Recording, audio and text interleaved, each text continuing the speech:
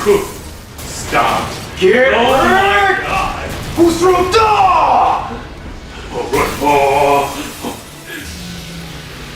Alright, so that was episode 3. Do we want to talk about that before we move on to episode 4? Oddly enough, like, a lot of people did not like that one. Episode 4? Yeah, like, or this one. Which one is this? 3? Yeah, episode 3. Yeah, a lot of people didn't like this one. Like, online, a lot of people didn't have anything good to say about it. What did they say though? They're saying that the pacing was weird and that they didn't like the voice acting and that, well, there was a bunch of bitching. A bunch of bitching about something cool. Yeah. Alright, well, I can understand the pacing part because, like, I think we're kind of used to seeing, like, full-on Pokemon battles, or at least, like, a really nice, like, portion of it, but this was, like, definitely, like, just kind of telling a story, just of how, like, blue or green, I guess, depending on, like, who you play, makes it to as the champion, and just how much of a breeze it was for him. Yeah, I mean, I think we can both agree, though, that the highlight of the entire video was Laura Lee's glorious side boob. Welcome to the Pokemon League. I'm here to greet you, Challenger. Ready? Look at that side boob. Smash I know, right? Pokemon side boob hour 9,000. Hell yeah. I'm trying to figure out, like, that voice actor is, like, very familiar. Could be Laura Bailey. Could be. Out of all the voices, Agatha's my favorite. Yeah, that's pretty She's good. so much personality. Really? Since you're the grandson of That smile, like, I love her. I like Agatha a lot because I like that she has a history with Professor Oak. Did she ever say that in the games? Yeah. Huh. I don't remember that. She calls him an old coot. You just get all super triggered about that. Don't you compare me with Cookie dicks. Don't compare me to that old man. Yeah. He's not my dad. I think it's funny how, like, in the anime, though, that Gary, like, eventually does become a Pokemon researcher, like Professor Oak. Yeah. So that's pretty cool. But I'm betting, like, a different character here. I'm not sure, like, what Green or Blue decides to do after he loses. Yeah. Well, if we go by, like, the games, he becomes a gym leader, so that'd be interesting to see. Also, Lance was super serious. Like, I knew he was, like, very dramatic, but, like, good God. He's too cool for school. He's wearing a cape. I guess you gotta follow through with that. Yeah. It's either that or you just, like, summon out the first non-dragon type Pokemon. With my full roster of dragons. My army of dragons, which is like 5 or 6 of them. Go, Aerodactyl. It's like, not even a Charizard. I mean, Charizard's not a dragon either. It's a Yeah. fire flying, unless we're going with the universe in which Mega Evolution does exist, Probably not. which is pandering. I hate that Mega Charizard has 2 forms. They should have just stuck with Mega Charizard X for all of it, because nobody cares about Y. Oh, wow. Man, just from the get-go of this episode, you just see Gary, like, with, like, one hand in his pocket, like, see, I'm a genius. Like, just sets the tone for the entire episode, just being, like, just, like, what's it? It's like a nice coating of just, I forget what I just said. A montage, if you will. I'm just gonna draw a picture of a Mega Venusaur X, and it's just gonna be a edgy Venusaur with a Alolan Executor coming out of its back.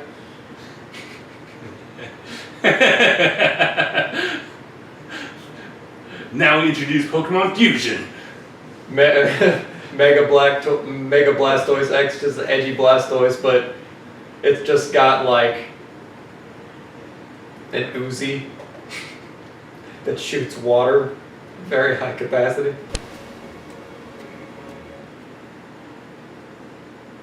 Wow. What'd you think? That was amazing.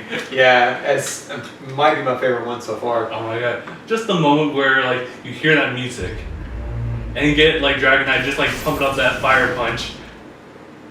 And then Team Rocket. Intruder in Area 5. It's Ethan! Is that his actual name? Look at these fools. Alright, here we go. Swag on! Look at that guy! All focus goes to the guy on the left. Disbanded.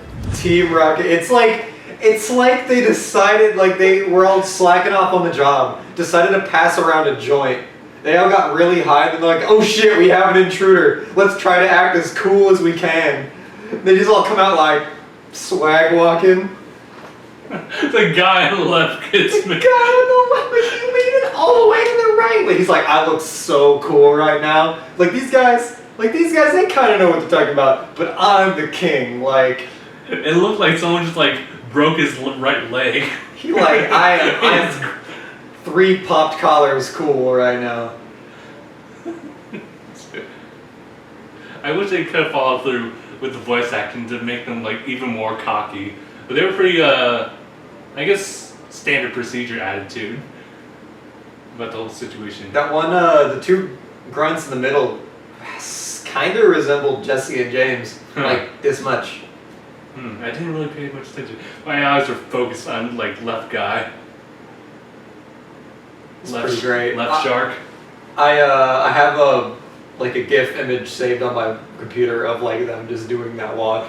It's so funny. Like, I'm so glad they did that though, because like it really just shows the incompetence of the grunts and how they all think they're hot shit. I was gonna say, it was funny. It was also epic because we got to see our protagonist there. I was kind of hoping to see like a Pokemon from him too. Like if it was like either like Typhlosion or Feraligatr, I'd be like, oh shit. I feel like the point of the Generations things are to like deviate away from the protagonist and show like other characters. Yeah, definitely. So I don't know what's gonna happen with the next one. I guess because the protagonist of Gold and Silver is Ethan. I wonder if the next one is gonna be about like Mount Silver It could be about with Mount. Red. That'd be interesting, huh? Especially if you didn't say anything. Yeah. Because you can definitely get like the face of Red in there, just like his whole fire red and leaf green like design. You Yeah. just won't say anything. You think it'd still be like blanked. Do you know how many shorts there are supposed to be? I have no idea. I think it's relatively short. Maybe like 8. 8? I think 8. Because wait, aren't they gonna span all the generations? Yeah. I mean, like, I kind of can't wait for like if they show anything about like Cyrus and like the distortion world. You know what? You know what I bet the next one's gonna be about? I bet the next one's gonna be about Eugene or whatever his name is. Eugene? You know the guy from Gold and Silver who was searching for Suicune? Oh. The mystery man who had like the Right. electrode on his team? Electrode. Yeah, he had an electrode. I remember just a guy with Alakazam. I think he did have an Alexander. I forget what his team was, but I don't know why I distinctly remember Electrode. Maybe because I remember Electrode's not that good and thought I was weird to see him on somebody's team. It was weird because I remember in the anime specifically, there was this guy who was with the Ecruteak City gym leader, friends with them. Probably the same guy. Yeah. I don't remember Pokemon Johto though.